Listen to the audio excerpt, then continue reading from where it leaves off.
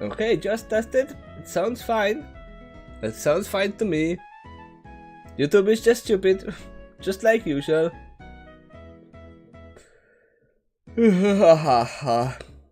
That was a yawn. I just woke up. I just ate. I have some coffee, not too much. I might have to have some break in between to make some more.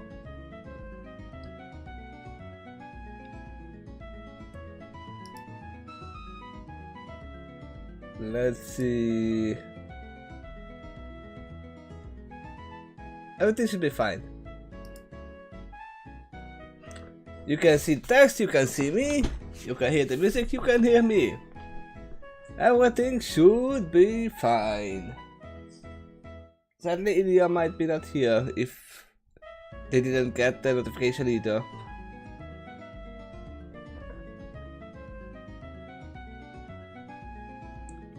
But I see that 2 people are here, 3 people. So I don't know if they just left the stream open and went to sleep or something.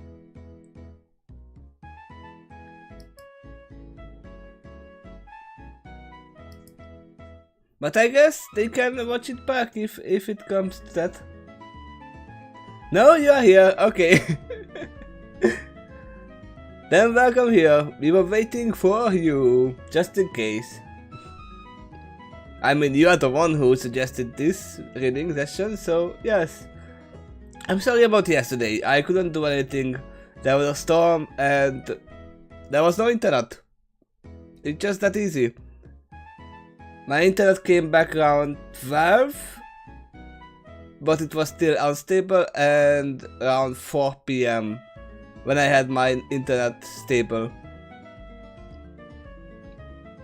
So I couldn't do anything yesterday! Yay! But I'm here with chapter 23 of Boldores and Boomsticks.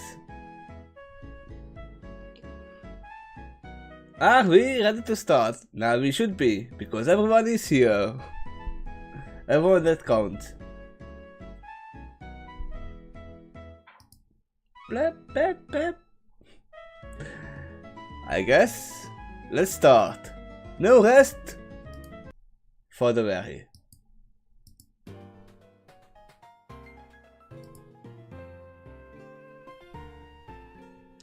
Yeah, I know I don't, but I still gonna do that.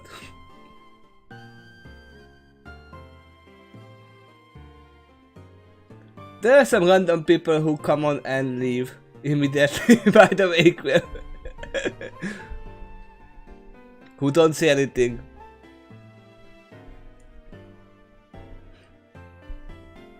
There's a long, uncomfortable pause in the laboratory.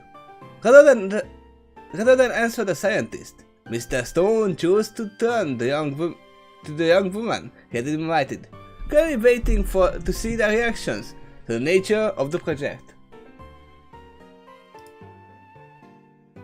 The music is not too loud, right? Blake stared at the scientist with lidded eyes, hoping against hope that she had heard wrong. Beneath her bow, her ears tried to flatten themselves to her scalp in exasperation. I guess some things are universal, she thought, as her hands tightened in the fist of their own accord.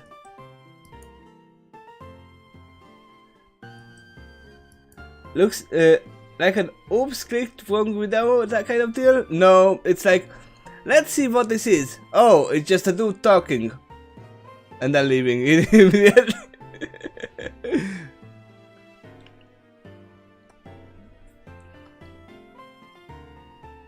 Memories of desperate battles against Dream that glowed a sickly green in a macabre facility ran through her mind, unbidden. She could see Vice's mouth opening and closing noiselessly, obviously unsure where to even start. He had simply raised a hand to cover her eyes, sighing with dismay. And RWBY? RWBY tilted her head at Pino, quizzically, her expression calm and composed. When she spoke, Blake was surprised by her blunt, no-nonsense tones. This wasn't Ruby Rose. A dark weapon fanatic speaking, it was Ruby Rose, Grim-slaying contrast leader, taking charge of the situation. What are you capturing them for? Oh yeah, they captured some Grim. Or at least, yeah, they succeeded in capturing some of them. She asked calmly, her silver eyes locked into Pinot's again, why do you have to use French names? Pinot's brown with quiet intensity. The man hesitated for an instant, taken aback by the determination and the authority the youngest of the consultants was suddenly radiating. But he rallied and straightened his lappers with a condescending sniff. Right, to study them, of course! The book your children so thoughtfully provided is an excellent starting point, but well, it's a textbook rather than true scholarly literature. And there is a vast amount of information it doesn't provide. Children? Yang called. Eyes flickering red for an instant, and Blake felt a bit like snarling herself at the dismiss her. Pinot seemed to not notice, or maybe he simply ignored them. There are so many fundamental things we don't know, the scientist continued, dramatically sweeping his arm in the general direction of the computer monitor. The data needs, the rest and layering habits, the reproductive cycle. The data needs is eating humans, or they don't even eat humans, they just be. They're just there. How can we be prepared to defend ourselves effectively in the long term without knowing how many resources they consume, how often they are active, and how quickly they replenish their ranks? You could ask us, Robbie said cheerfully. They don't have any, and they don't have any. Any other question? Yup. How to cook for humans? No, they don't even eat the humans, they are just there to make destruction. That's there for a purpose. To spread despair. Pinot paused his gesture, staring at her blankly. After a second, he adjusted his glasses and cleared his throat, taking on the air of a lecturer with a particularly slow student. Miss, that's simply not possible. Every creature on Earth. Yeah, but Grim are from Remnant. The rat said, rallied him cheerfully, and we've been trying to find answers to those questions forever.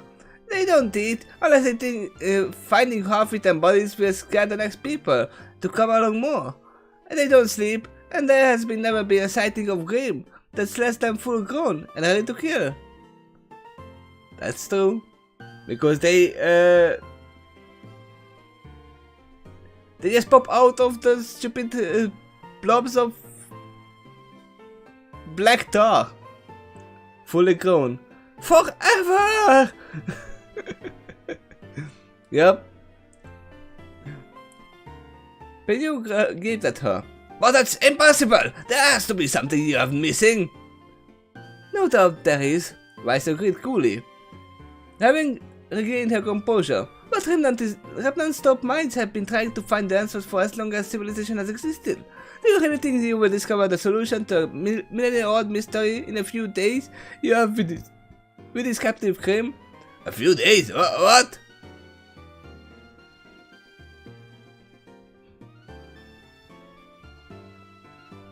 Yes, a few days. Blake interrupted smoothly. It's a well-known fact that the Grim have been successfully captured.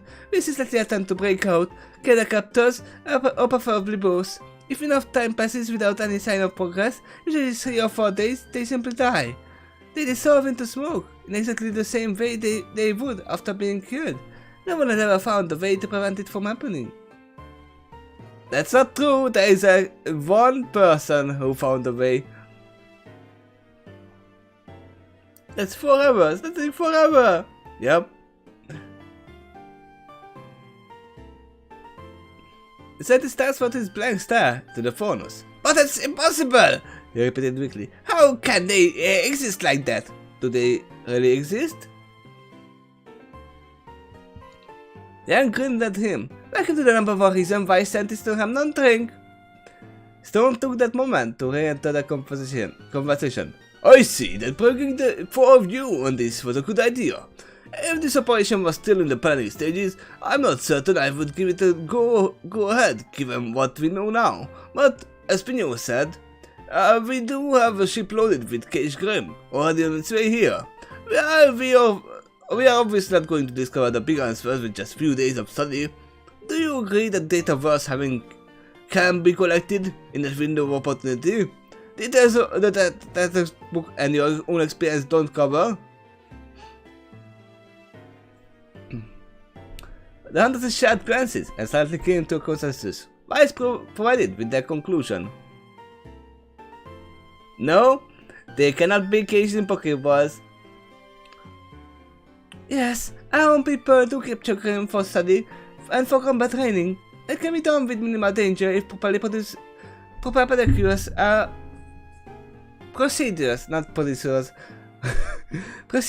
followed. Catching Grim intact is an assignment Professor Paul gives seniors at Beacon, Robbie added, still cheerful. Then he uses them for practical lessons for underclassmen. Why is good to fight the Borboters during our very first lesson? Wise grimaced at the reminder. She managed to return a polite smile to her face as she continued her explanation. So as long as the facility is prepared to house them securely, and the researchers involved are prepared to complete whatever it is they are doing quickly and efficiently, it can be done.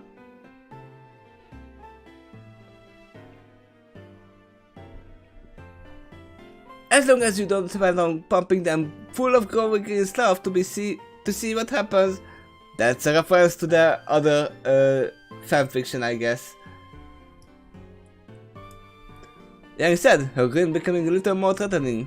Been there, been that, done that, still got some aggression to work out once we tracked down the vague job who did it. Sona and Pino both gave her surprised looks. The businessman glanced at the scientist. I don't know your acquisitions of provers, they don't include any glowy green stuff. But how about you reassure us anyway?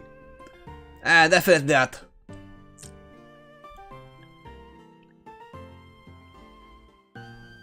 Imagine an old 1950s-ish video that flickers and sparks and says, Grims and you, how to capture your very own Grim 101.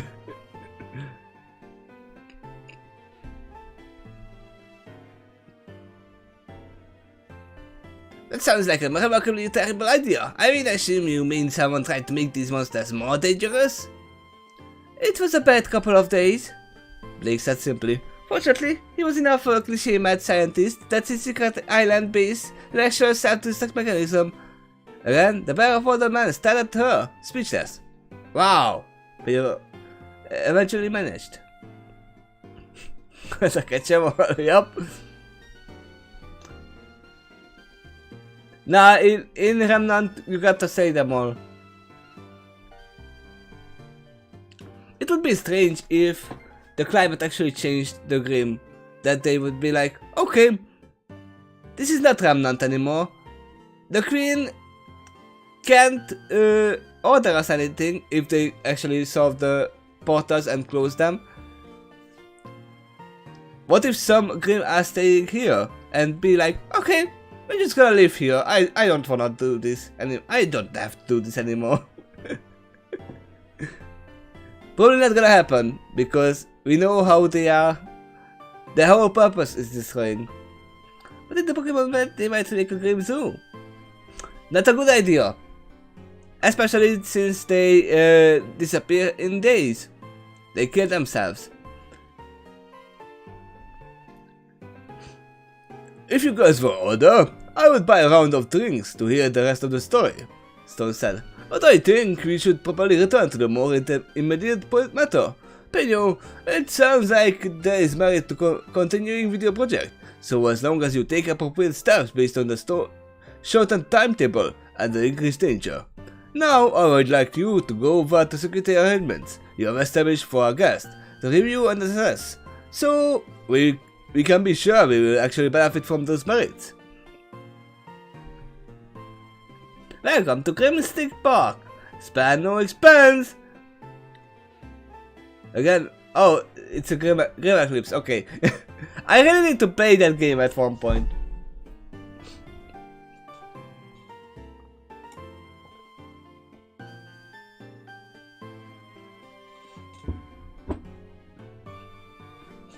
Last time I heard about that game, it was still in alpha. But I'm pretty sure it's already out. I mean, it was in season 2 when they were already advertising it at the end of the episodes. So I guess it has to be already fully out with all of the fixes that it needs. Of course, sir! The real arrogance returned to the scientist's attitude, eyes gleaming behind his glasses. I am happy to report that each creature of Grimm acquired is being secretly held in a separate specimen enclosure based on top technologies used in Devon Corp, the Pokemon League, and law enforcement. So... Pinion stepped over to his computer, and after a second the digital textbook vanished and was replaced with a blueprint of high-tech cage, a photo of the finished product. He returned back to the girls proudly, his tones resuming their condescending air.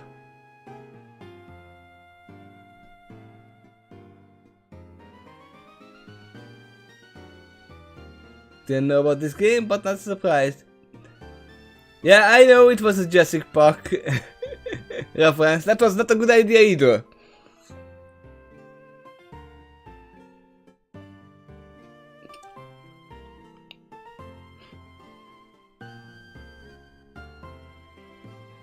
I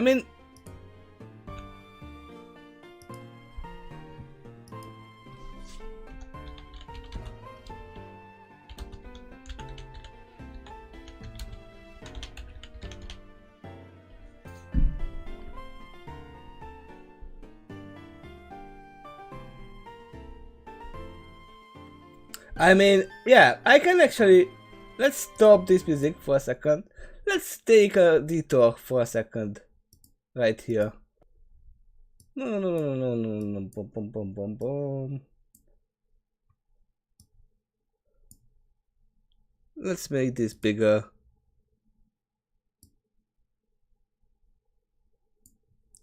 Let's see, everything is inside. Yeah, there we go.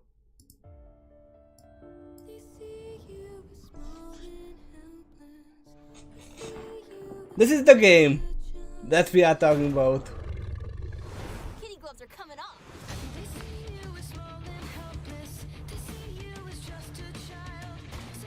I might have to mute this for a second after that. Funny to imagine an actor zoo simulator. I would not want that. There are not too many kind of games either. So it's basically a slash and roll.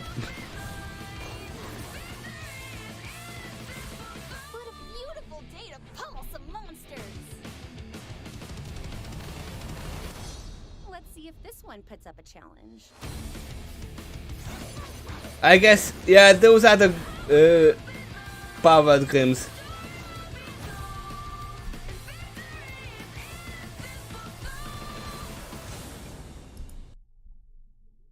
It's fine. Gotta beat them all. Yeah, I will have to mute that after the stream. That's fine. We can deal with that.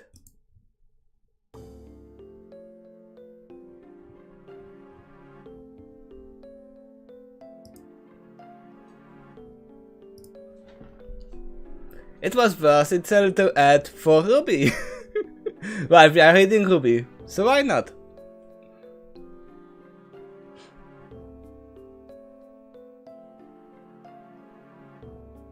He smiled indulgently at the huntresses. Oh wait, we didn't read this part yet. Reinforced titanium seal for the frame, with extremely powerful hard light refraction field, forming the sides, top and bottom. Based on the same principles as the Pokemon move of similar name, it's made even more powerful by the use of dedicated power source. Those fields are utterly impenetrable, while leaving the enclosure lightweight and portable. Okay, I already see a problem. If the power source runs out of power, it's not secret at all. If the power source damaged.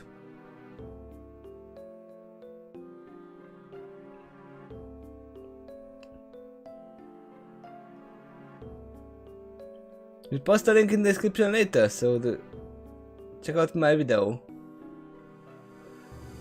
I mean, they can just search for Grimmer clips, right? But I will probably put a Steam link there.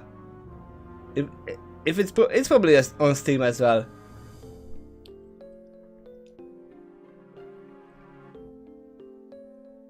I am not endorsed.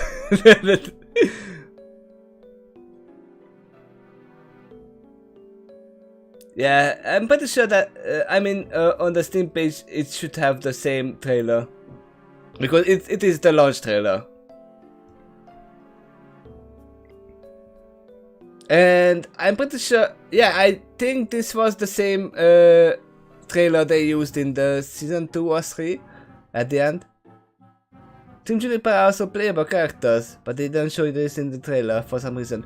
I'm pretty sure this was the launch, yeah, this was the launch trailer, so they were probably added later. After these messages, we'll be right back.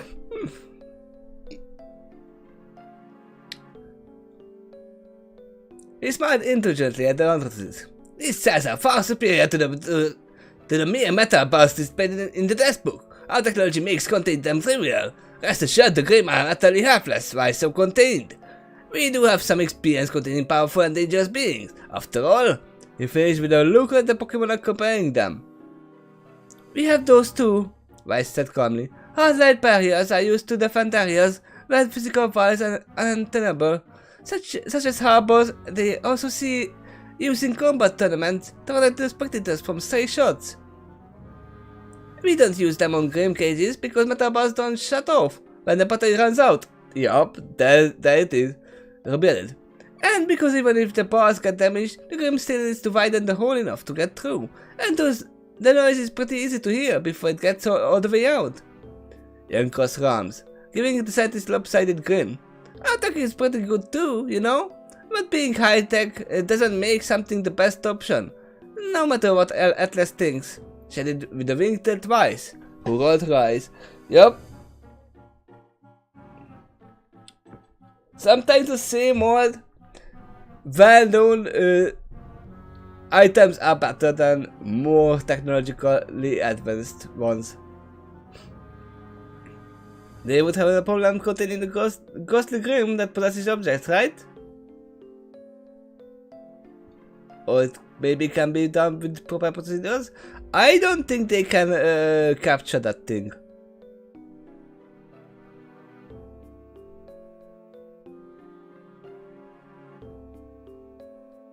Yeah.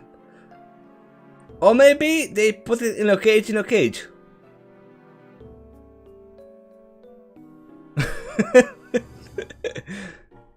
It can possess the first cage, but can't possess the other one. No, it probably can be contained. That's the only one that cannot be contained. Blake smiled at the man's crestfallen expression and couldn't resist driving the point home. One thing I've learned in history class, if something seems primitive, doesn't seem to make sense, you probably don't know the whole story. Benio floundered for a moment. Before focusing on the detail he could refute. Well, you don't need to worry about them running out of power. The power cells are specified, can maintain the fields for almost 100 continuous hours of use. That's not too much. If you want to contain something, hundreds of hours is nothing. And did you actually try it out? while it's being attacked from the inside. The cage contains a possessed cage? Cool. Maybe have it possess some portable video game console. No, this is not Hunter x Hunter. Why squirt an eyebrow as she considered the man? And if your device is anything like ours, then the power requirements jump up significantly higher when actively blocking attacks, correct? Yup. That's what I was talking about. And with the game inside attacking the walls constantly, the power would drain very quickly. Yeah, RWBY agreed. Does the hundreds of our thing apply when the thing in the box is always angry, doesn't get tired, and can get bored? Pinot stared at her, eyes wide. There was a moment of silence as he ran the numbers in his head, and Blake could see a flare of hastily suppressed panic in his eyes. Stone looked to his employee attentively, not glaring, but making it clear that he was very interested in hearing the answer. Finally, Pinot remembered his response. If you excuse me a moment, I think I need to make a phone call. He hurried from the room with a nearly indecent haste. The president shook his head. A good man and a better scientist, but he tends to let his arrogance run away with him. At least he knew his errors, and he's calling probably the port or the ship that might actually basically not arrive here. The Grim is in there. They don't feel pity or remorse or fear, and absolutely will not stop trying to escape. Ever. Until it escapes. Or dies. So how did he get a hold of so many Grim anyway? Young asked. And where are they coming from that they are loaded on a ship? The businessman rubbed his chin thoughtfully. A stroke of random luck, actually. Some contact to another Pinot acquaintance saw the beast on a tiny island, out on an archipelago. It was just a few square miles of land, owned by no one and with nothing of interest on it. But it was just full of Grim all of a sudden. Our best guess at this point is that the old reform home opened up and the Grim poured through, and then it's closed before they realized they were nowhere to go. So shuddered. Pinot saw it as an opportunity and brought it to my attention. I was a little dubious, but he put up an excellent argument and eventually authorized the mission. The ship loaded with fancy cages and a few Pokemons with sleep powder later, and here we are. Oh my god, that's even better. That's even worse. If these are Elder Grim and actually use the humans to transport them in a more lived area with the ship. Oh no, we were captured! And then start escaping when they arrive.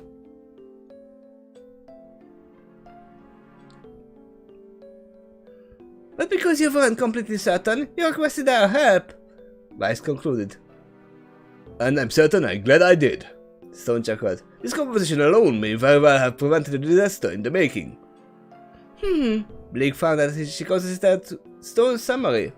Something didn't seem quite right about it, but she wasn't sure what. That seems too easy, somehow. All it took was a move to put them to sleep.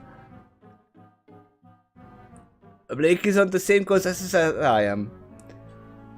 And there was no trouble at all? Stone gave her a surprised look. Well, it wasn't exactly a stroll up to the garden pass, but yes, the initial reports did suggest things went quite smoothly. They were able to isolate a few Grim at a time without alerting the whole horde. And heavy situations of sleep powder did the rest. And like Pinot said, they caught even more than he expected to. He closed his eyes and sighed deeply. We are playing bait, aren't we? It's kind of suspicious, yeah, RWBY said. So, what's the big one? Pardon? The big one, the Elder Grim, the Red had clarified. The one experienced enough to realize that cages mean live capture, and capture means being taken to where people are.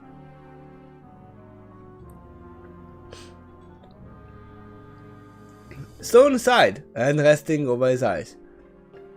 One thing after another, I swear. I knew I should have refused the green light until after I spoken with you, was that speed was of the essence. And to be fair, he was probably right. If someone had to gone ashore unaware, he stepped over to the table Pinot has been working at, searching through the pile of documents until he found an inventory captive Grimm.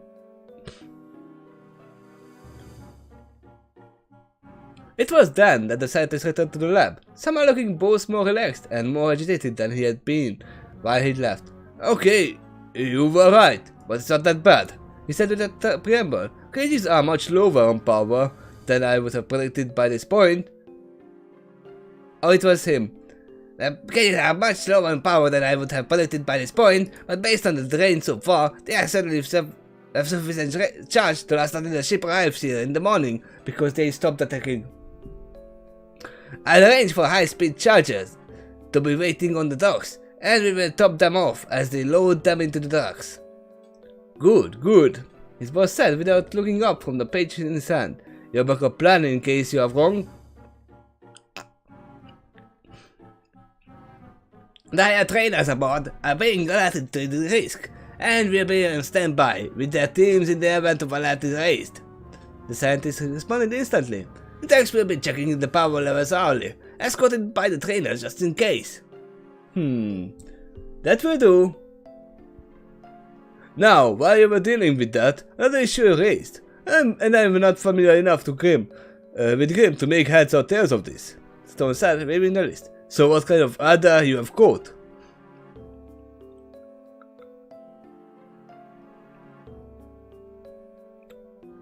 Pinot looked surprised by the question. We have to tell 4 games that looked like to be some manner of adder, 2 of them were wolf alphas, neither of which displayed the unique deformity of the individual reports called Granta.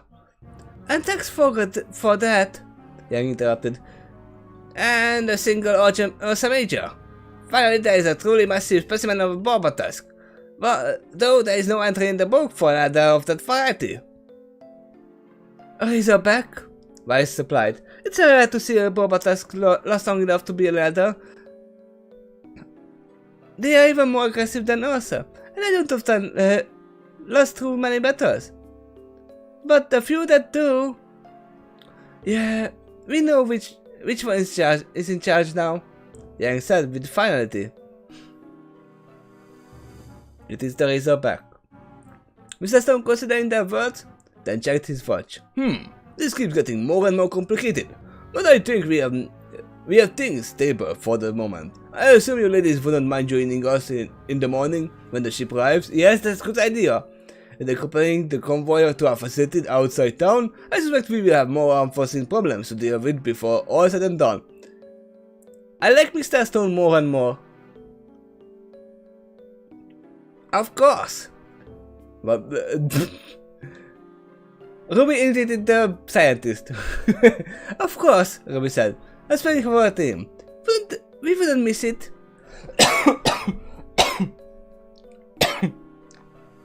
Sorry about that.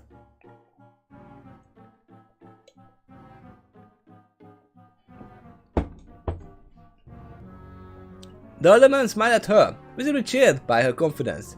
Thank you. I'm glad to hear it. Madame Pinot has some new arrangement to make. And I, unfortunately, do have some other work that needs doing before I'm done for the day. I rented a room for the 4 of you at the hotel nearby. Good. And if you follow me, I will take you to our garage, where one of our Dragon Corps limos is waiting to take you to check in. It will return into the morning to bring you to correct dock, and that's when things are going to get exciting.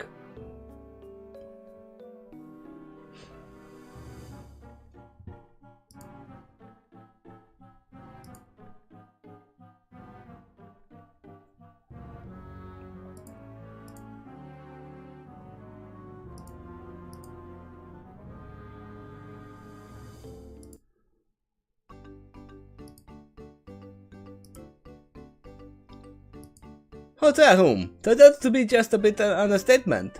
Calling a palatial suit a mere hotel room would be calling Professor Oak's Dragonite a reptile. Theoretically true, but lacking in Saturn grandeur. With the obvious expression of vice, the entire group, hunters and Pokemon alike, spent minutes just wandering through the massive set of rooms, shocked at how opulent the place was. It was bigger than an average apartment, with a pair of bedrooms, each containing king-size bed, a massive bathroom with a shower stall separate for the tub, and plush leather couches. Plush leather? And chairs in front of the actual fireplace. I do use more than one monitor. I mean... Wait a sec. Just for your enclosure. I can barely move this, but this is what I use. One monitor right here, and one monitor right there.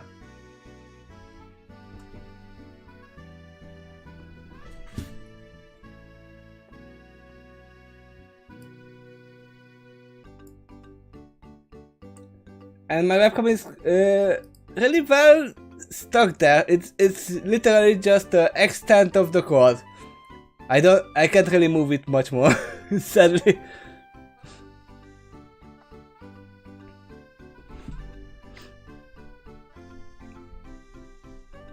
This is why I'm a little bit further away, because this is a big monitor. It's a TV basically.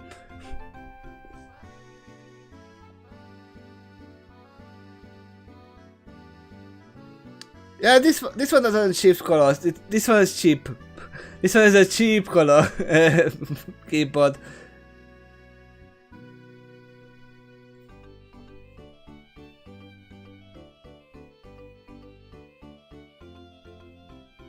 The Schneeres, on the other hand, had simply nodded appreciatively. Well used to staying in such places, but no less appreciative than that Stone set them up so nicely. She had also taken a fair amount of amusement for watching the teammates gawking. Once they got it out of their system, they ordered room service for dinner, on their own course expense and on Stone's suggestion. While they were waiting, RWBY had gone back to the leader mode for a moment.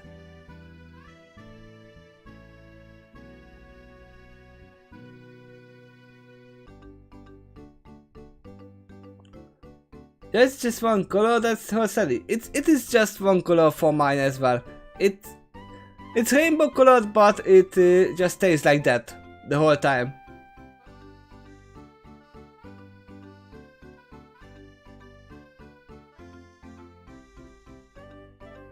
Also the built-in mousepad, huh? Oh, touchpad. I was like, mousepad?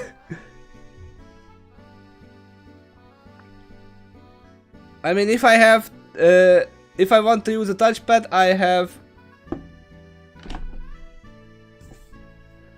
this right here. That. The drawing pad.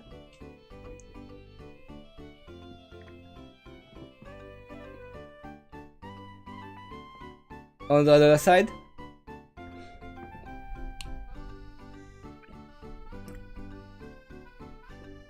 That reminds me, I still need to finish that picture that I started. Yeah, that's the one I use for drawing.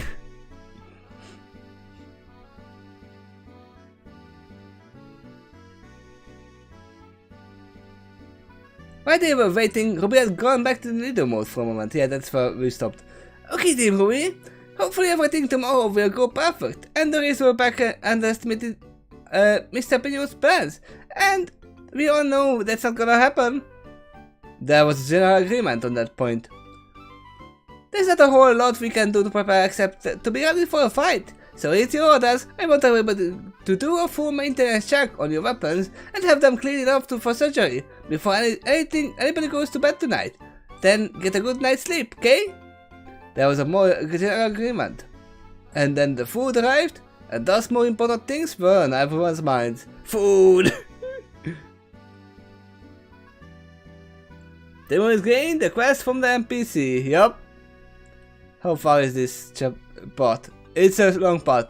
Okay, that means it's around halfway point. I'm not gonna stop, don't worry. I'm not gonna stop. I'm gonna have a little pause while making some more coffee. I'm gonna make a short coffee just to be not over caffeinated.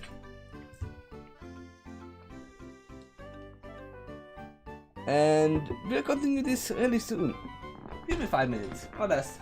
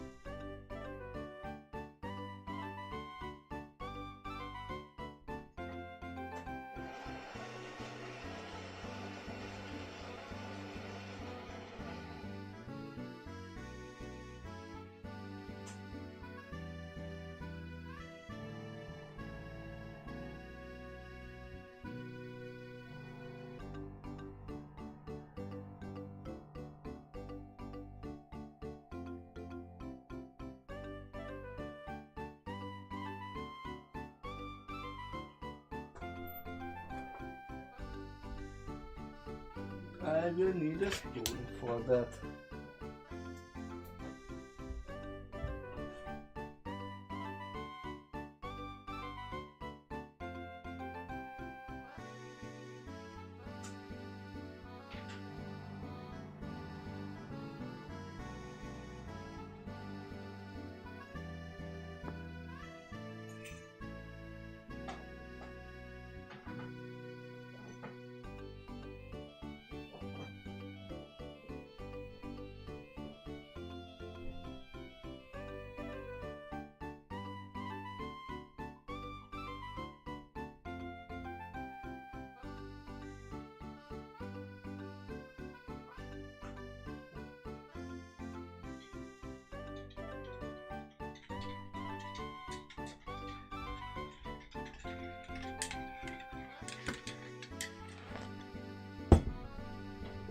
Okay, I'm here.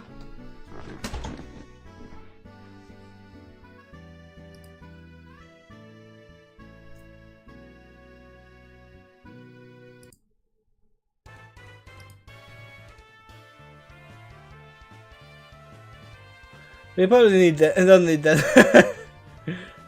There we go.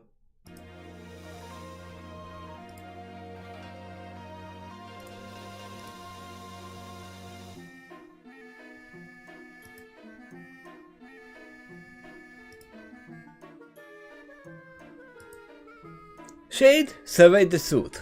Blake and the humans had each cleaned the table or other flat surface, but diligently cleaning and adjusting their weapons. The complex mechanism, partly disassembled and carefully arranged before them. They were intent on their work. All four of them focused like a laser on the task of making sure every component was in perfect working order. We figured it made sense. They literally adjusted their lives to their weapons every time they went into a fight with the Grim, and being less than diligent about making sure everything worked properly could get someone killed.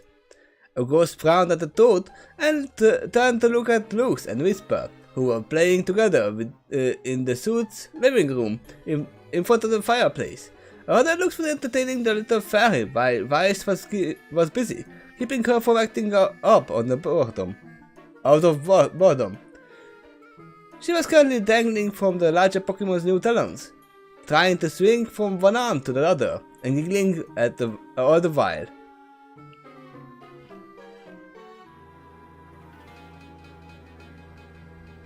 Oh! Just put the third to last chapter of your newest story while you were gone. And this chapter actually up to it is 32M rating. The chapter of is last major climax of the story. Oh.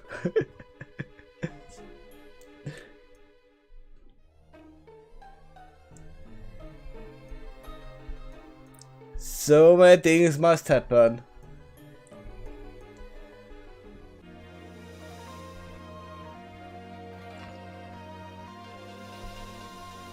I still haven't started writing mine, and obviously I didn't have too much time for that.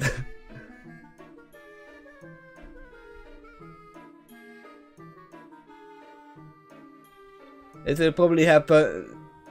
Despite my wording didn't mean that in a sexual way. Yeah, everything doesn't mean it's sexual. And climax. Yeah, climax doesn't mean sexual either.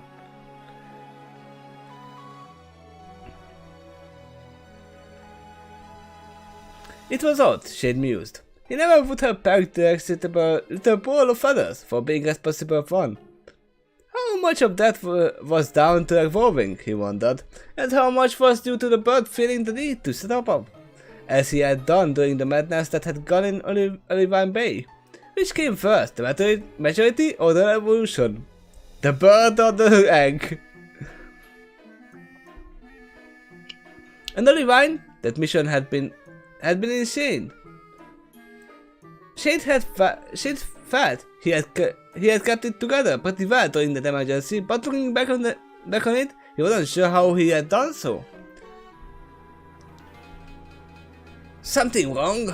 Came a quiet voice from just behind Shade, and the ghastly flash in surprise. He turned to find Nox perched atop a lamp in the corner, giving him a friendly yet somewhat concerned look. No, not really, no. Why do you ask? Shade answered. The command smile faded into a small frown as he stared at Shade with his new eyes. And hadn't that been a surprise for the ghost type? When they had returned from Olivine and met up with the other half of the team, not only had Nox evolved, but Nox had done so twice in the same day, apparently saving RWBY's life in the process. You have been quiet. You still crack jokes sometimes, and Nox mentioned the thing with the bucket, but something's definitely been bothering you. Shade frowned and looked away. Yeah, I didn't evolve. Yes, it's purple and has 4 wings, he muttered, not revealing it. Nox ignored the comment. I'm not going to push you, but, well, not having eyes for the most of my life made me a pretty good listener. Good hiding. Shade paused at that. Honestly, it would be good to talk to another Mon about what was in his mind, and Nox was the only one in the group who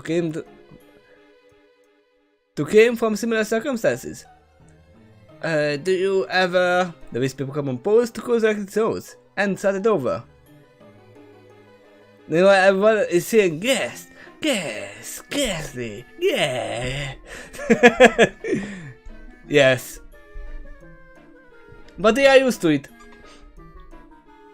They don't even care about that right now, because they are actually just looking at their weapons. They are maintaining their weapon and they are concentrating on that.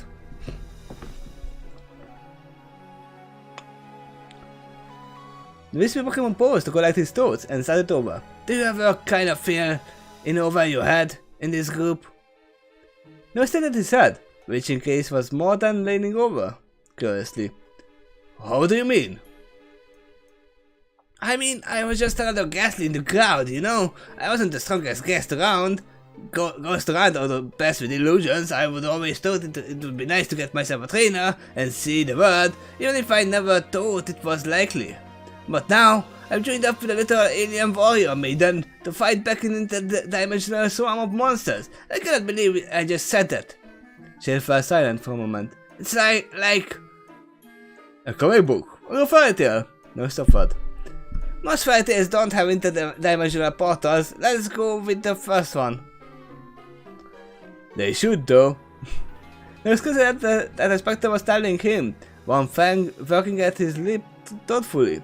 So what you are saying is, you feel like just another Pokemon thrust into a bizarre world, bizarre and world-changing situation. Your understanding of reality has been shaken, and you are with people who can do amazing things, and you are certain you can stand up as an equal?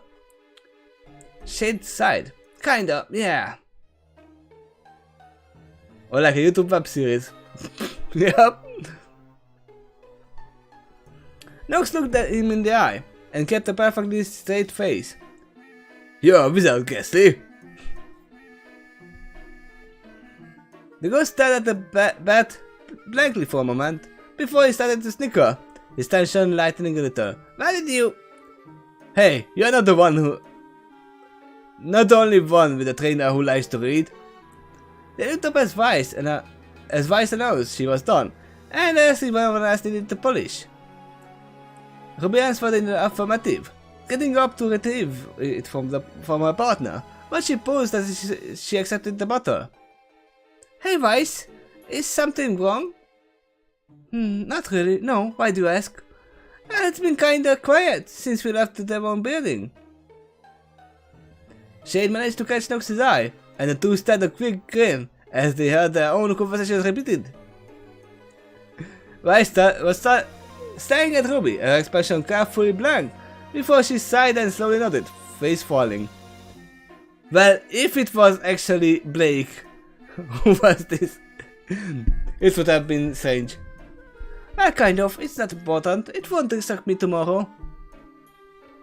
Yeah, it may be not important for the mission, but if something is bothering you, it's important to me.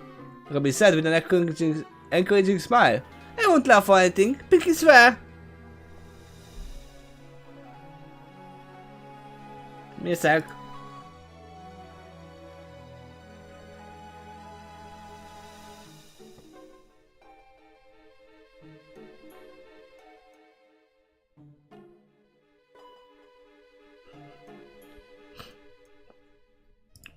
Sorry, I'm back.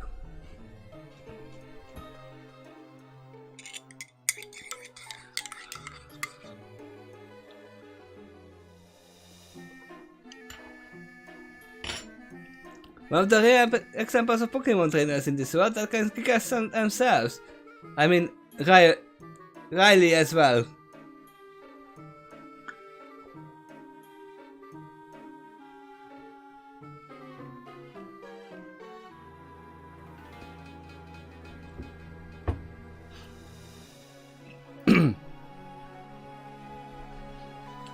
Weiss managed a small smile at her partner's earnest nature. It was something about Mr. Stone. What about him? Blake asked. She and Yang had both looked up from their own labors, and she noticed that Lux and Whispered paused their game as well. Weiss hesitated for a second, before answering in a rush. He was just so nice, absurdly so. He's the leader of a massive and successful corporation, and he is the single friendliest businessman I have ever met. And he wasn't putting on the false front for us. I would be able to tell. We nodded. You were just as kind when I met him while you were shopping. He had no clue I was anyone of importance to him, but he just wanted to chat about books with me.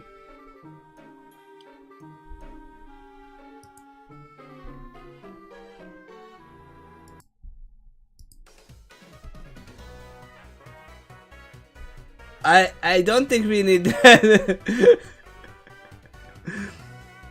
I didn't expect this to be so upbeat.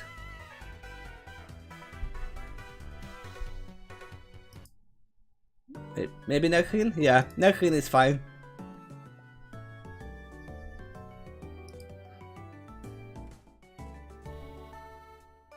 Exactly, Weiss exclaimed, throwing up her hands. In the think tank, he was joking around with his employees, and he didn't hesitate to mouse over him. When he learned Pino has made mistakes that could have led to catastrophe, he'll get mad. Just encourage him to do better. Yang looked confused. Okay, so he is one of the father to this man types. Why is that bothering to you? There was a long silence as Vi stepped into her lap. It was custom, RWBY was the one to break it. Softly, gently, she divined Vi's problem. If he could do it, be both successful and kind, then why couldn't your dad, right? Yes. The voice was quiet enough that Shade was barely able to hear her. She cleared her throat and tried again. Yes, in fact, he actually reminded me of my grandfather. At least the stories I grew up hearing about him. There was another pause. Another long pause. Nobody really seemed to have an answer to that, or something to say that wouldn't sound so incredibly right. Even Whisper didn't seem to know what to do. For once, it was Yang who broke the silence, instead of her sister. As seemed to be her preference, she chose to deal with the uncomfortable situation by changing the subject. Vi says, exactly, he is rich and yet not an asshole, so I am suspicious. Nah, Mr. Stone is just fine.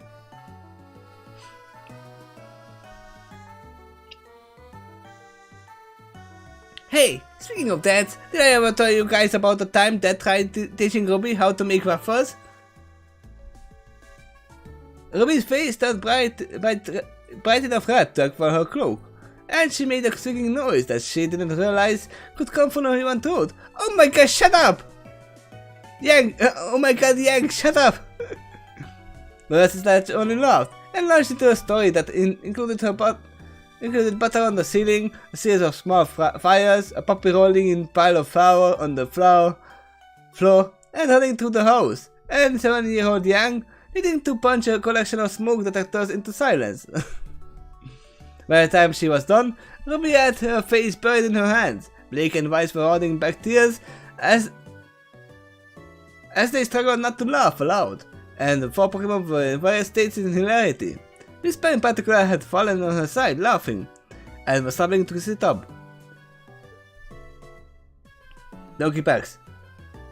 And in the mornings, I'm baking waffles.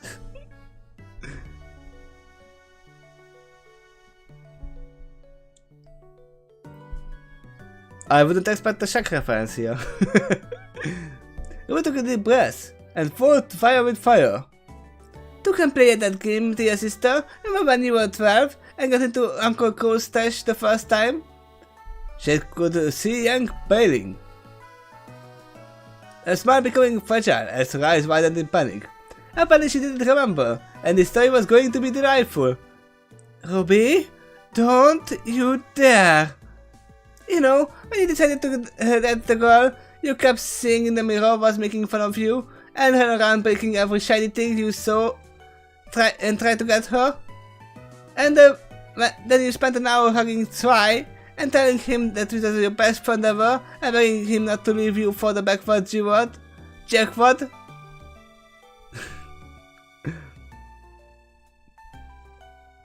RWBY? Luz lost at this point, thrilling laughter as she fell over beside Whisper.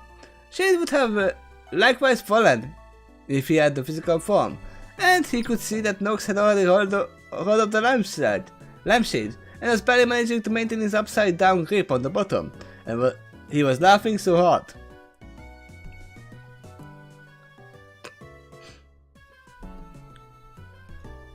The hair and the photos weren't in any more dignified state, as they both were now in throes of full-on belly laughs. He had that beat the tar out of Uncle Crow after he came home and saw that. RWBY, wiping the merciful tear from the corner of her eye, Saku started going to more effort to hide his flesh whenever he was around. Not that it always helped. Which is why you said it was the first time? Blake managed to ask. Hey! Yang snapped. That's not going to go. That's nothing compared to the bean incident, right, RWBY? No, nobody proved anything. It wasn't my fault. I swear I didn't know the camera was loaded. The camera? It went on for like that. As the sisters traded embarrassing stories and drew their teammates and Pokemon into What is that word? Paroxysm? Into paroxysms of laughter. Word of the day, paroxysm.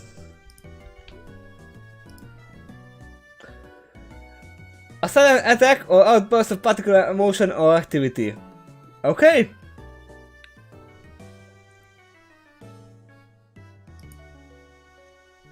I definitely didn't know or hear this word before.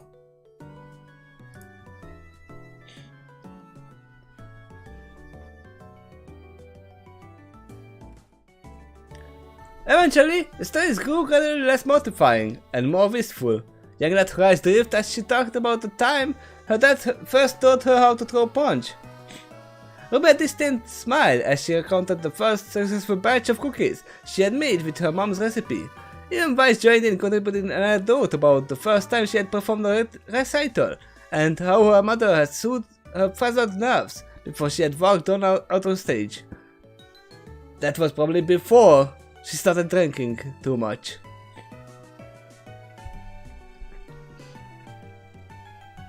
Eventually, the flow of the stories came to an end. The hunters sat quietly, consumed in their own thoughts about the distant home. She figured that seeing the wormhole generator project had brought this on, as a tangible reminder that they didn't have yet a way back. On the other hand, that same project was probably the main reason the girls were merely melancholy, rather than despondent. Although, he couldn't help but notice that Blake hadn't had any stories of her own. She had listened closely, smiling and laughing at all the right moments, but there was something in her eyes. There was longing. Well hidden behind the facade of calm, Blake was as expressed as Vice had been when discussing her father. Was he that homesick? It's not just homesickness at this point, because it is this whole thing is happening before anything happened to Beacon. Before the festival. Basically. He was sufficiently fixated on his trainer, his emotional state, that he almost failed to notice that Nox was speaking to him again. Huh? Sorry, what was that? I said that's why I don't feel overwhelmed. Nox said, I just remember that our interdimensional alien warrior maidens have their own share of problems to worry about. For all that they are heroes who saved lives by fighting terrible monsters. They are still regular people, so it doesn't matter if we are just regular Pokemon, because that's all we need to be. She stared at the bat for a long moment before giving him a thankful smile. That actually makes sense makes me feel a little better, thanks. He resumed his usual grin and make air grin. And it didn't feel so forced this time. Enough of this maudlin junk. So, what was it like to evolve? So I'm kind of hoping to do soon. Oh, it was amazing, Nox said enthusiastically. Apparently not middling, the third left turn on conversation that had taken. I was getting desperate, and then wham! Suddenly I had all the strength and speed I needed, and some. And RWBY was right. Eyes are awesome. It's only been a few days, but I already can't imagine life without them. Yeah, I actually know where you're coming from. Back at the mansion, we were all kind of jealous of Hunter for actually having hands. Cassie smiled, fondly as he thought back of previous home. Ah, the good old days. Wiggle was the good old days? 10 whole days since we left the mansion. Oh, how naive I was in my youth. The patch chuckled at that. I've been traveling with RWBY for 12 days, so I guess that makes me ancient. Nox joked. No wonder you evolved twice, you fossil. Shade laughed. Come to think of it, Whisper technically joined up before I did. Wouldn't it be impressive if she evolved before me? Hey, what's it supposed to mean? That's foreshadowing. That is evil foreshadowing that Whisper's gonna evolve before Nox. Surprised by the interruption, she turned and looked to the tiny psychic, who was standing atop the coffee table with her hands on her hips, and a pout that was probably intended to be a scowl on her face. Oh, back in the days when I was only level 5. I was a kid back then. Yep.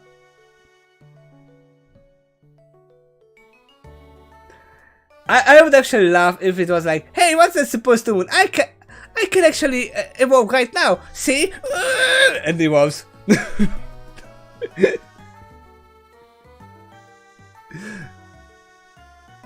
The girls took a note on the telepathy shout had gotten everyone's attention. The hunters at some point returned to their work, but now they turned to look at her. Miss Bennet didn't seem to notice or care as she kept glaring at him. That you are barely more than a week old? This utterly fair to appease the fairy. So what? I can do whatever I want, and you can stop me? She turned Super Saiyan. She said a nonplussed glance with his short-term companion. It doesn't really work like that, but you are right that I couldn't stop you even if I wanted to. Then right? Whisper snapped, striking herself up into 1 foot towering rage. You watch, I'ma be the strongest and best sidekick ever, and I will get even stronger, and I will learn all the moves, and I will be the best swordsman ever, and... Abruptly Whisper seemed to run out of steam, and yawned aloud. Vice rose from a seat at the table and swept over her Pokemon, cradling the hatchling in her arms. With a wry smile, the eyes commented. I think someone is feeling cranky. I think it's about your bedtime, Whisper. Mr. Shade was being mean. Ralph mumbled, already starting to drift off. Vice took a shudder look at Shade, which often when Nox and Lux silently shook their heads, absorbing him of any wrongdoing. Shade appreciated that. Vice could put a loud rat to shame when something had her riled up. Well, he won't anymore. Vice murmured the sleepy fairy. Alright, you just go to sleep. We have work to do in the morning. She carefully strolled toward the bedroom she had put her things in when they had arrived. Sis, could you sing again? As the others left the room, Shade got a glimpse at a loving smile she gave her little sister. Of course, she said, and a moment later Shade could hear her voice, soft and calming, carrying through the door. The rest of the group exchanged glances and soft smiles over the adorable scene, and Shade could feel some of his tension bleeding away as the other's voice suited him. The other 3 huntresses resumed putting their weapons together and packing up their tools, and seemed to come to an unspoken agreement to get ready for the bed themselves.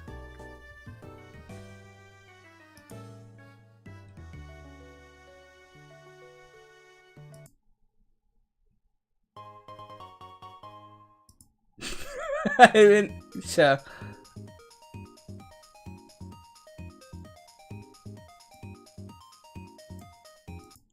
Road 2? Sure.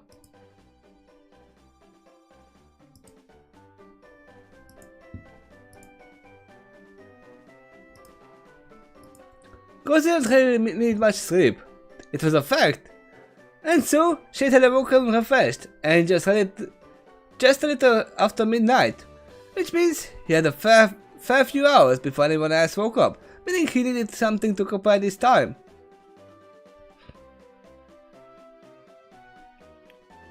Under other circumstances, he might have been tempted to indulge in setting up a few early morning pranks, but he knew very well that doing so before a potentially dangerous mission was a terrible idea. Thus, books.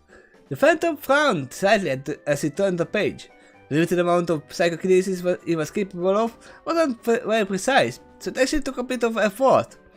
At least the room's darkness wasn't a hindrance to his ethereal eyes. It was a pity they hadn't found the time to stop into a bookshop after meeting Stone out in the shopping district. Some of those titles the man had recommended sounded right up in Shade's alley.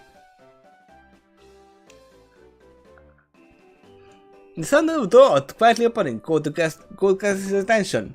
Blake slipped out of the bedroom she was sharing with Young, silently.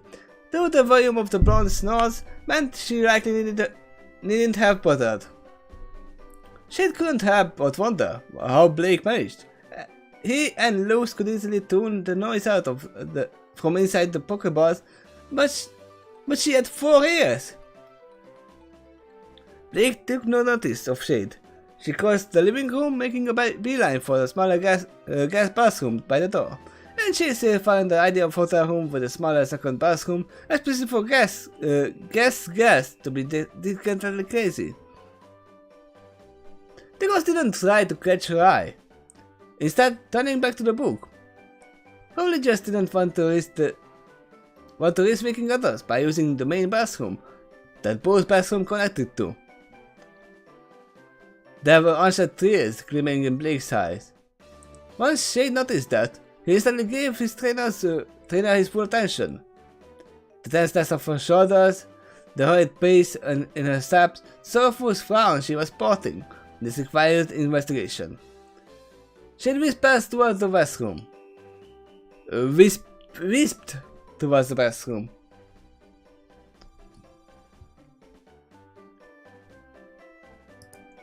We are not happy.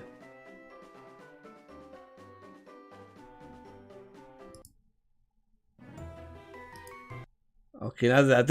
Not that.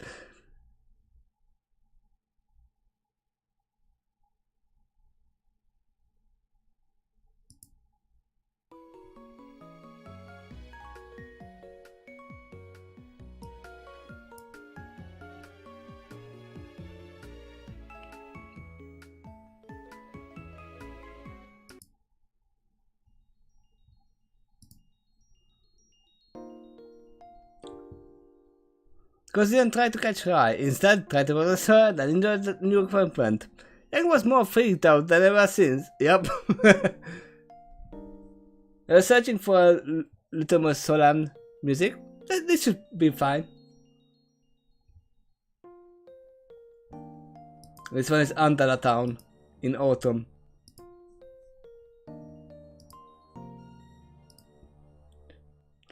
Thankfully, Blake had left the door ajar to let in a little light from the windows. She had once mentioned to him that Phono's night vision did require a little illumination to work. She had been just as blind as a human in pitch black darkness. Just like a cat. He had very carefully not said aloud, for weird whispers helpfully translating. Peering through the gap, she could see that his trainer standing at the sink, staring into the mirror. Her hair ribbon was clenched in her fist, and her ears laid folded back atop her head. She went on sobbing, but tears were slowly working their way down to her cheeks. She withdrew for a moment to consider his approach. That he was going to cheer his trainer up wasn't in question. The option of leaving her alone to work through sadness herself didn't even cross his mind. The ghost screamed. Alone in the bathroom, Blake finally relaxed the iron grip she had on her emotions. With her ears unbound, she folded back to reflect her dark mood, and the tears brimming in her eyes began to fall. She stared into the depths of the mirror, looking deep into her own golden eyes. She knew what had left her so upset. While she genuinely enjoyed hearing her teammates sharing stories about their childhood, and couldn't help but laugh at the antics their sisters kept revealing as they attempted to one-up each other. Tears had also been jabbing at an emotional wound, and her current depression was the result. Because her childhood was, okay, I'm gonna run away from home, I'm gonna join the White Fang, and I'm gonna ruin the humans' lives. I'm not gonna attack them, but I'm still gonna do that. And at this point, she hadn't gone home since then, right? I mean, she went home when she left Adam at once, then joined Beacon.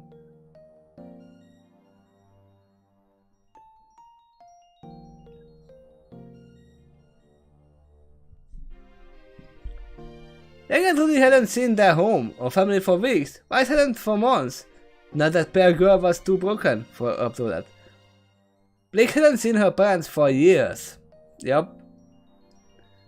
And she didn't dare to cut at them even when they found the way back to Remnant. Until she could look them in the eye again. And until she could say she had restored White Fang to its rightful state. That her mistakes had been undone. She sighed and hung her head. A curtain of long black hair falling to a shroud of her face. The corner of her mind, capable of looking at the situation objectively, realized that her attitude probably wasn't healthy. The White Fang's fall had been gradual, started by Sienna Corn and exacerbated by Adam's growing rage and madness. It wasn't up to her to police everything they did. The former High Leader's daughter she may be, but she didn't actually have any authority other than Adam's right hand. I still feel like Sienna Corn, if she stayed in power, would have been a good leader.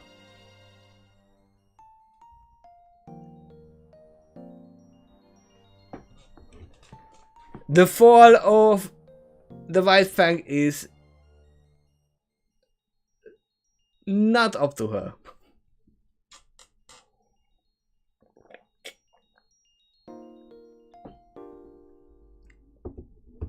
She just started it.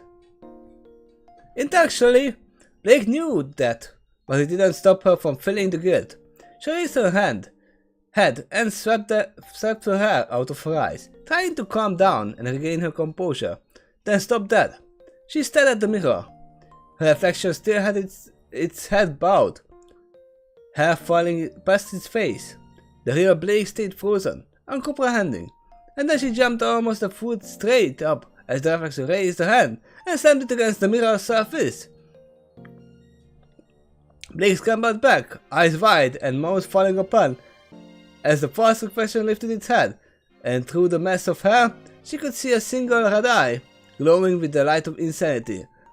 Her back hit the wall, as the creature on the other side of the mirror pushed against the glass, and somehow began to push through. The smooth surface bubbling outward, and decaying, rotting hand reaching out, and vanished. Blake stared blankly, holding a deep breath drawn in for about a scream, as she stared into the black eyes and cheerful green shade, who floated thinly between her and the perfectly ordinary mirror. A prank. It had been a prank, an illusion, an attempt to terrify her with the equivalent of projector and a fog machine. Blake's reaction was instinctive and completely outside her control, no matter how much she tried to restrain it. She laughed loud and hard and long. Her tension bled away, and the tear she wiped from her eye wasn't from her depression a moment ago. You've got me, she managed to gasp out between chuckles. You really got me. You've been practicing, haven't you, to make them look right to my eyes, even in the dark. She had grinned down at her, tilting his body repeatedly to approximate an order. Still juggling under her breath, Blake straightened up and ran her hand through her tresses. Tresses? Trying to bring a semblance of order back to her hair. You're lucky you realized that, right? If I had Gumbo shrouded with me. When her illusion wrapped around the cloud of smoke, comically oversized bullet holes making his form look like ghetto Swiss cheese as he crossed his eyes and stuck out his tongue.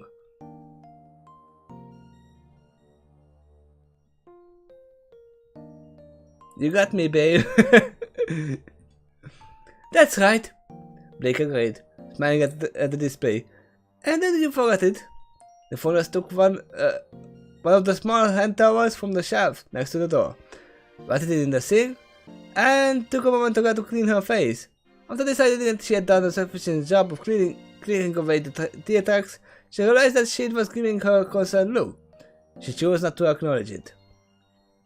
It's better get back to bed. Lots of the wind in the morning. Ghastly. The plaintive tone in Pokemon's voice gave her a pause.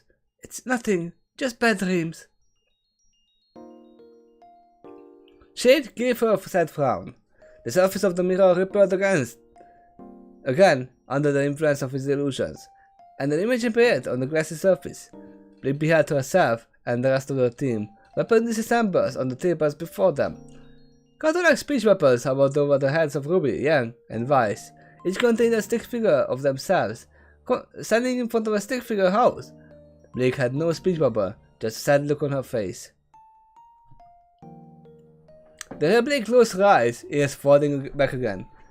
I am that obvious? The illusion shifted. The three other girls disappearing, replaced by Shade. The speech bubble appeared above Illusion Blake's head, with stick figure Blake and stick figure house. The real Blake hesitated. She glanced at the ghastly, and saw the hopeful look he was giving her.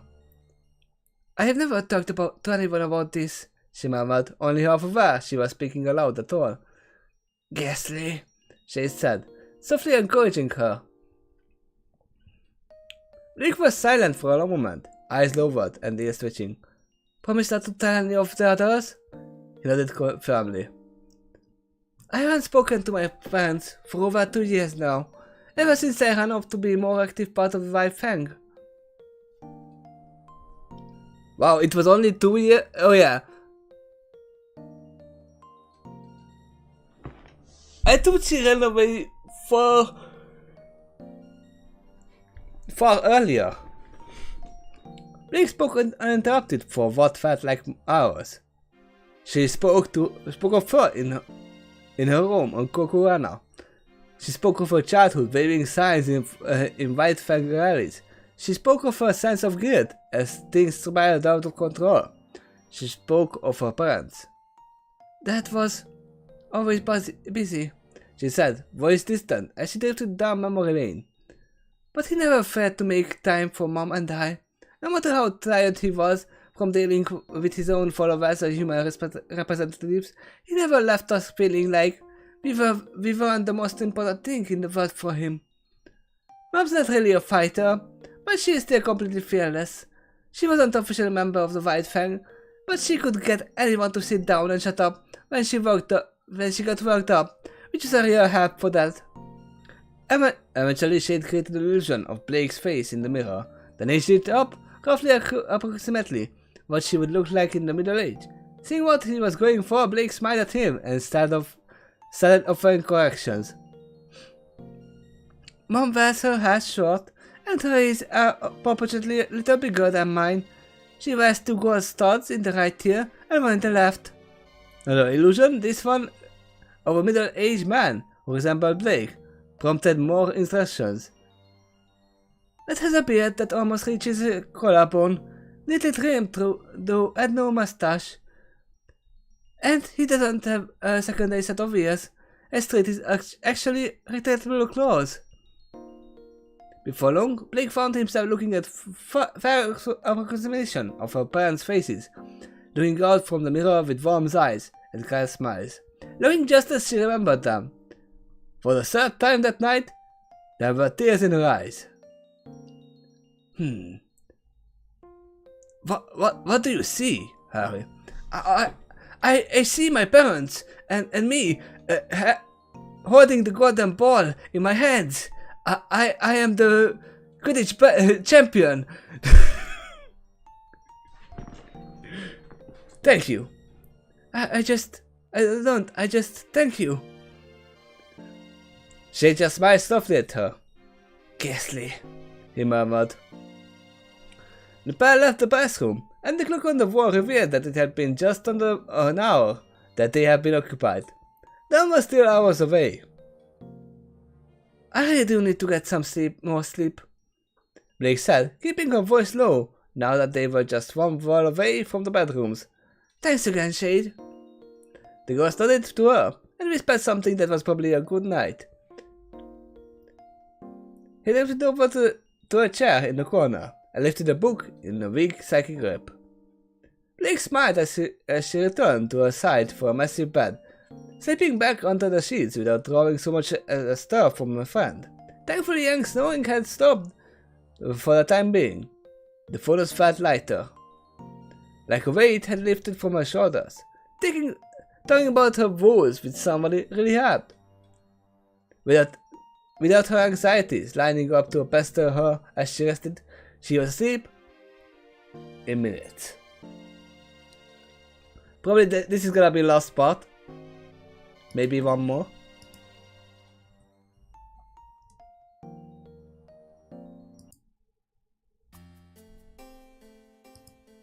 Sure. The dog was a riot of activity, as men in Devon branded jumpsuits ran around, doing inscrutable dog fucker things. The trucks were waiting, the chargers of Pino had promised were ready, and the workers had been briefed as the potentially dangerous nature of the cargo. They had also been briefed about the hazard pay that was now being added to the paychecks, so it had gone over fairly well. As the dog's cargo cranes continued to process of removing nearly 100 high-tech trials from the ship's hold, Team RWBY, their Pokemon, and Mr. Storm watched over the proceedings with interest. Penny was crying about, checking the integrity of the cases, assessing the state of contained Grim, and generally getting in the way of the workers. Huh, Yang said, her voice raised a bit to be heard over the noise. Never seen so many Grim caught at once. Which means we need to be vigilant, Vicen's was primely. Every Captain Grim is another potential point of failure, and that's before you take into account of the others. Speaking of which, RWBY said as she heard a worker shout from Pino, and watched as the scientists hurried to investigate.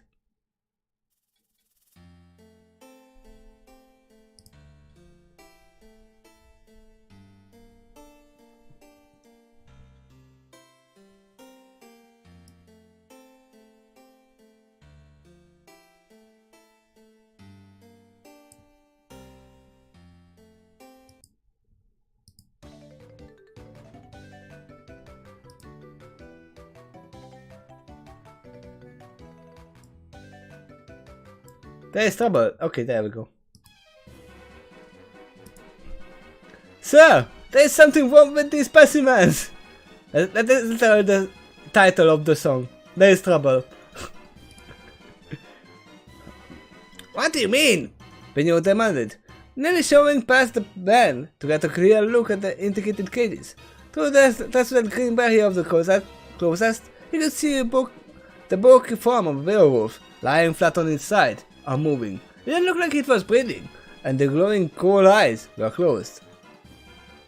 The 3 other cages were nearby had a very lifeless Grim, slumped and still. Compared to the unceasing movement and continuous attacks the presence that the Grim displayed, it was unusual. Pino frowned. He needed to know what had happened to these Grims so that it wouldn't spread to the rest of his research products. He snapped a few questions at the tech who had caught him, skirting crudeness in his haste for answer. But the man's answer outboiled down to I don't know. Pino grabbed across and made a snap decision. Power down now the force field! I need to have a look. No! That's the worst thing you could do. Suddenly found himself cut off as a massive sight materialized in front of him, in a wash of rose petals, blocking him from getting any closer. I don't think so, RWBY Rose said conversationally, as she wasn't hefting a weapon or war longer than she was tall in one hand.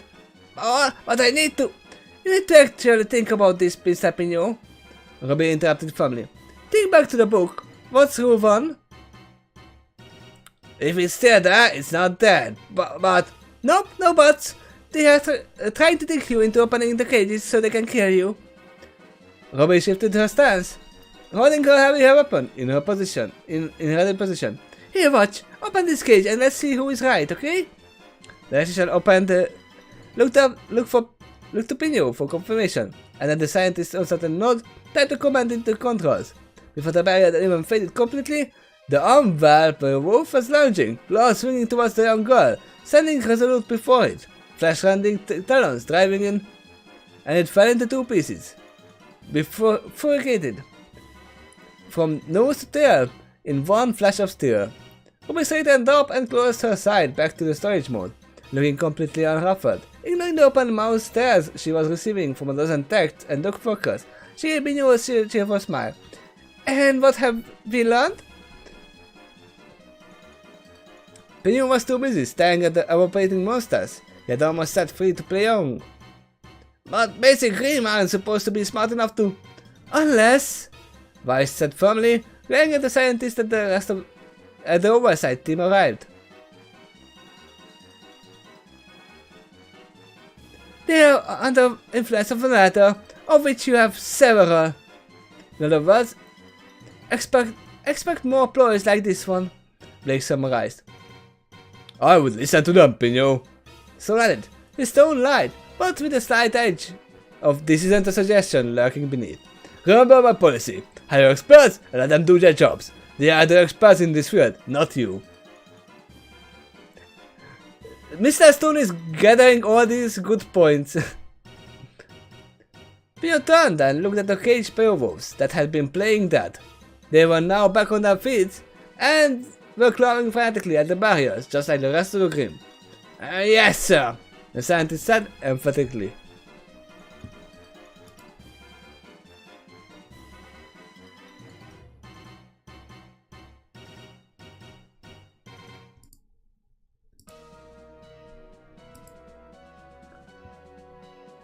Downloading continued fairly peacefully after that.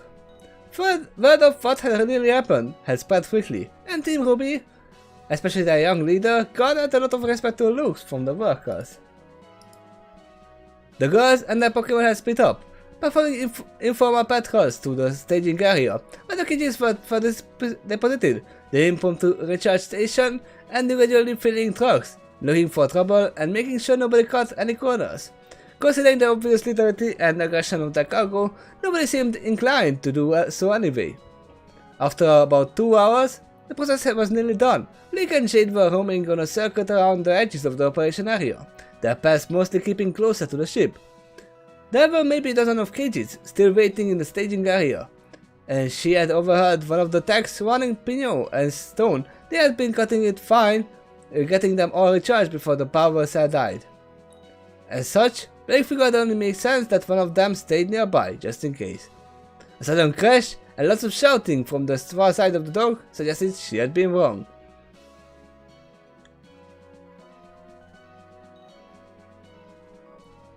They studied the source of the noise from the distance.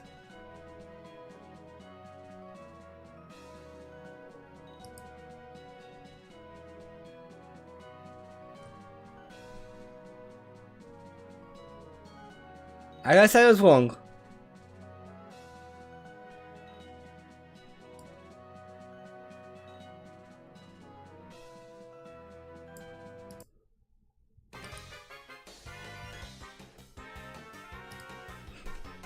Why not?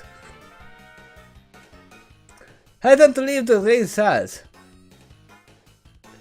and the vicious cargo. It looked like there had been some sort of accident loading the cell into the truck. The funnels could clearly see a spinning flowfake leaf in front of the nearest workers, blocking them off from whatever had happened. The flicker of rose petals on the wind and the distant click blam of Ambassador command that her teammates were already responding. In fact, they would likely be over before she got there anyway. Shade had risen up higher, floating 10 feet over her head as she tried to get a better view. Blake just smiled up at him, and returned attention to her surroundings. Just because the problem had happened on the far side of the area didn't mean that it couldn't happen over here. Speaking of, why was that forklift moving that cage that way? Were they taking the long way around instead of delivering the cage straight to the recharge station? Frowning, Blake followed after the iron machinery. Rounding the corner of the full stacks of shipping containers, she was surprised to find a huge 18-wheeler and a half dozen of dog fuckers loading the Grimm cages into it. This truck wasn't marked with the logo of Darwin Corp though. It had the label of local chain of grocery stores on the side. Blake growled. Some were stupid enough to try and steal Grimm? She approached the group, one hand raising Gumbo Shroud's grip. The men were sufficiently involved in that task that none of them took notice of her until she was within 16 feet. Excuse me, she said icily, slowly drawing a weapon. What exactly do you think you are doing? They whipped around to look at her and froze, eyes wide. One man's hand ran to his belt, and Blake reacted instantly. Her weapon in sickle form lashed out and wrapped around his wrist, tearing him into an ungainly sprawl on the concrete floor. No Pokemon! She abolished them. In the privacy of her own mind, she cursed herself for forgetting to get Shay's attention before investigating. Yes, Pokemon! A voice to her side snapped as the several men rounded another pile of covered containers, was accompanied by a distinctive noise of Pokeball opening.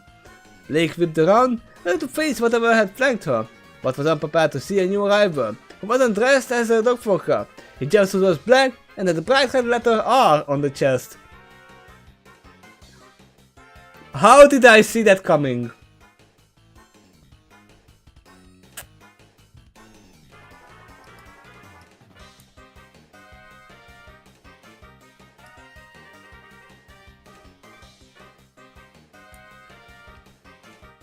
Just for the context, this is the music that we have right now.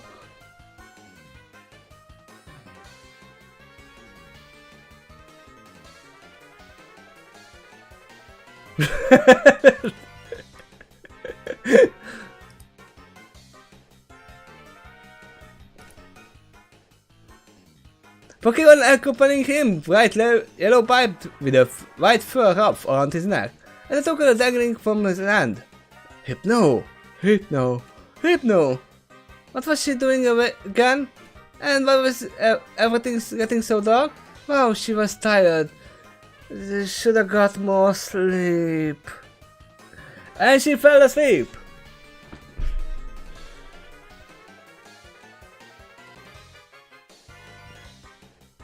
I mean, there is only one thing that the tacticians shouldn't do, trying to empower Grim, right? And what did Team Rocket do? What is their whole purpose? Not just catching Pokemon, stealing Pokemon, it's to make the perfect Pokemon, the strongest Pokemon. And if there are strong creatures out there, why not make a Pokemon out of them? Who knows? Can they make it so? Who knows? What a cliffhanger! Yes, it is a cliffhanger. Also, it's a like. There we go.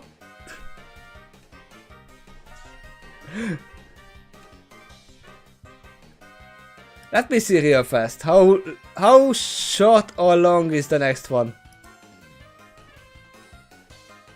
Yeah, it's 10k words. I'm not gonna continue right there.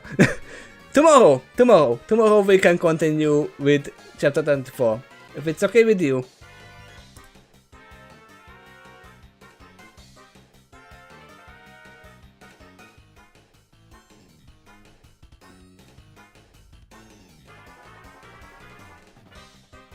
But now, actually I'm gonna leave. Let's just go back to full face cam mode. There we go. You can see the mess behind me. Don't worry about that. But yeah, this is it. That was it for today. Tomorrow at the same time we are gonna continue unless I have some problems with my internet or anything. But now I'm gonna leave. I'm gonna set up another stream on Twitch, which is gonna be Jump King.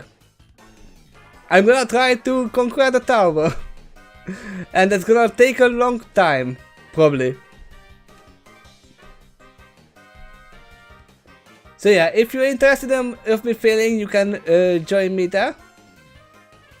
It's gonna be easy for you to do in just Discord, but now I'm gonna leave. Thank you everyone for being here. And see you next time after the cliffhanger. Hope you had fun.